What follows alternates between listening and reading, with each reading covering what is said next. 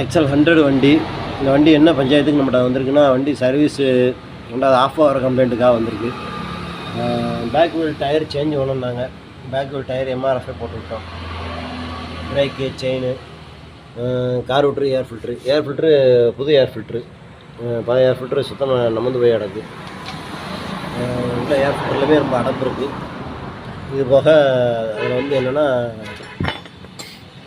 உள்ள இதில் வந்து ரொம்ப கார்பன் இருக்குது. இந்த கார்பன் க்ளீன் பண்ணணும்.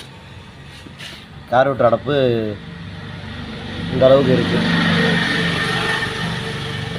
இந்த சைனிங் அளவுக்கு, இந்த கீழ்ப்பகுதியில் உள்ள சைனிங் அளவுக்கு நம்ம கொண்டு வரணும் வண்டிக்கு. இந்த சைனிங் கொண்டு வரணும். இந்த கருப்பெல்லாம் எடுக்கணும். இது எடுத்துட்டாலே மேக்ஸிமம் அடைக்கிற பிரச்சனை சால்வ் ஆகும். இது ஃபுல்லாக கழட்டி க்ளீன் பண்ணி போட்டு விட்றது உங்களுக்கு லைவாக போட்டு வரேன் பாருங்கள். எப்போயுமே இந்த நாசிலோட கழட்டி க்ளீன் பண்ணுறது ரொம்ப நல்லது. இதுவுமே இந்த கார்பன் அதிகமாக இருக்குது. இதுக்குள்ள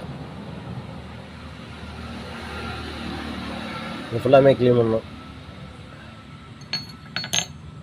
ஸ்பார்க் ப்ளக்கு, சர்வீஸ் ஒர்க்கு ஃபுல்லாமே பண்ணணும்.